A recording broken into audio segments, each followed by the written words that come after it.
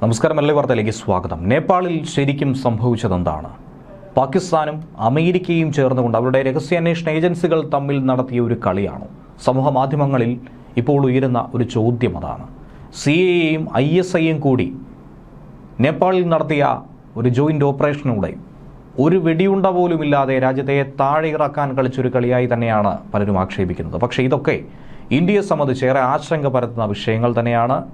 ഇന്ത്യയിലും ഈ ശ്രമങ്ങൾ പലതവണ പല രീതിയിൽ നടത്തിയെങ്കിൽ പോലും ഒന്നും തന്നെ ഫലം കണ്ടില്ല, വിഫലമാവുകയായിരുന്നുവെന്നാണ് പലരും കുറിക്കുന്നത്.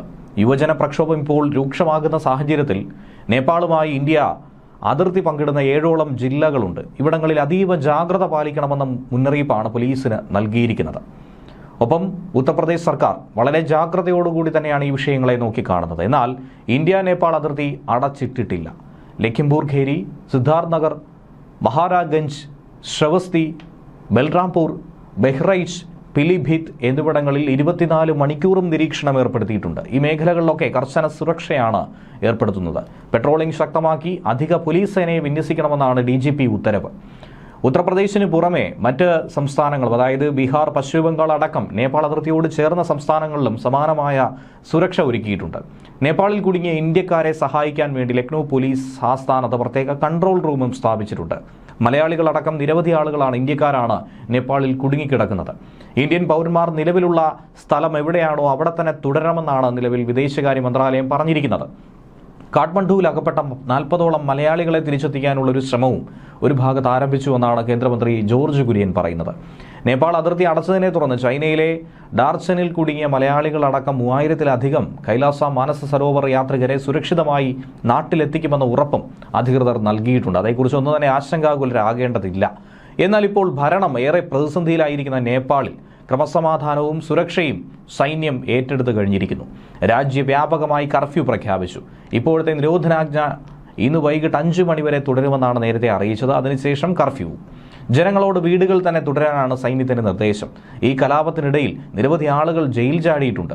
അവരെയൊക്കെ തന്നെ പിടികൂടാനുള്ള നീക്കമാണ് നടത്തുന്നത്. 5 പേരെ ഇതിനോടകം തന്നെ പിടികൂടിയെന്നാണ് SSB പറയുന്നത്. ഉത്തർപ്രദേശ് അതിർത്തിയിൽ നിന്നാണ് ഇവർ പിടിയിലായിട്ടുള്ളത്. 1500-ലധികം തടവുകാർ ഇത്തരത്തിൽ ജയിൽ ചാടിയിട്ടുണ്ടെന്നാണ് റിപ്പോർട്ട്. അവരിൽ മുൻമന്ത്രി സഞ്ജയ് കുമാർ സാഹ്, രാഷ്ട്രീയ സ്വതന്ത്ര പാർട്ടി പ്രസിഡന്റായിട്ടുള്ള റാബി ലമിച്ചാനെ തുടങ്ങിയവരും ഉൾപ്പെടുന്നുണ്ട്.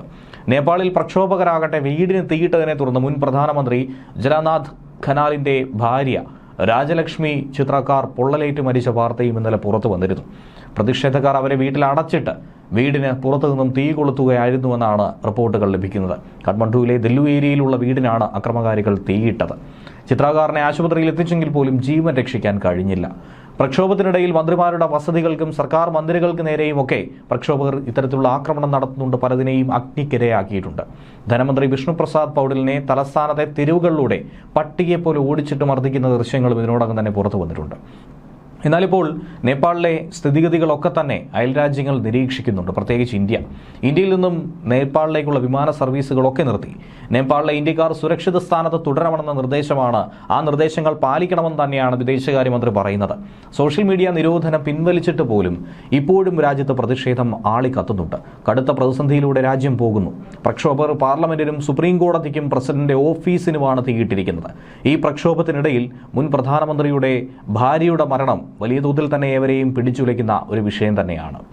നേപ്പാളി കോൺഗ്രസ് നേതാവും മുൻ പ്രധാനമന്ത്രിയുമായിട്ടുള്ള ഷെർ ബഹാദൂർ ദുബെയുടെ വീട് ആക്രമിച്ച പ്രക്ഷോഭകാരികൾ അദ്ദേഹത്തിന്റെ ഭാര്യയെയും വിദേശകാര്യമന്ത്രിയുമായിട്ടുള്ള അൻസൂർ റാണയെയും കയ്യേറ്റം ചെയ്ത ചില വീഡിയോ ദൃശ്യങ്ങൾ പുറത്തു വരുന്നുണ്ട്. കഴിഞ്ഞ കുറച്ചധികം നാളുകളായി നേപ്പാളിലെ യുവാക്കൾക്കിടയിൽ വലിയ പ്രശ്നങ്ങൾ അനുഭവപ്പെടുന്നുണ്ടായിരുന്നു. ദക്ഷിണേഷ്യയിലെ തന്നെ ഏറ്റവും ഉയർന്ന തൊഴിലില്ലായ്മ നിരക്ക് നേപ്പാളിലായിരുന്നു.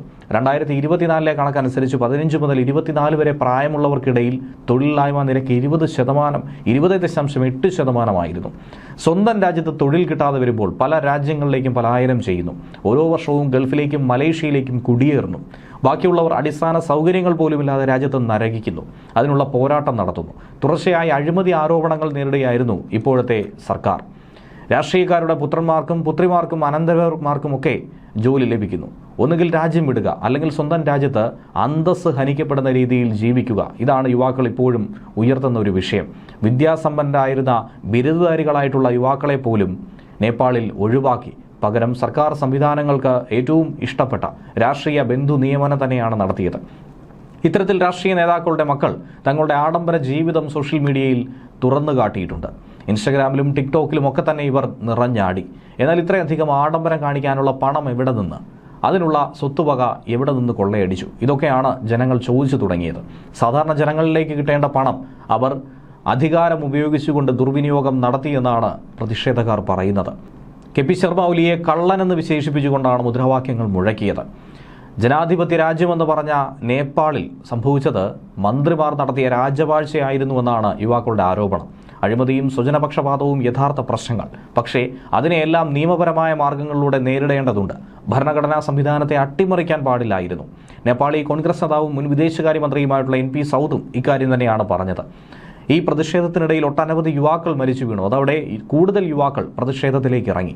ഒരുപക്ഷെ സർക്കാർ സംവിധാനങ്ങളും ഇതിനെ നേരിടുന്നതിൽ അടിച്ചമർത്തുന്നതിൽ പരാജയപ്പെട്ടു, തുടക്കത്തിലേ പരാജയപ്പെട്ടു എന്ന് തന്നെ പറയേണ്ടിയിരിക്കുന്നു. വീടിനുള്ളിലിരിക്കാൻ തങ്ങളുടെ മനുഷ്യത്വം അനുവദിക്കില്ല എന്ന് പറഞ്ഞുകൊണ്ട് മരണപ്പെട്ട തങ്ങളുടെ സഹോദരങ്ങൾക്ക് നീതി വേണമെന്ന് ആഹ്വാനം ചെയ്തുകൊണ്ടാണ് കൂടുതൽ യുവാക്കൾ തെരുവിലേക്ക് ഇറങ്ങുന്നത്. ന്യൂസ് ഡെസ്ക് മലയാളി വാർത്ത.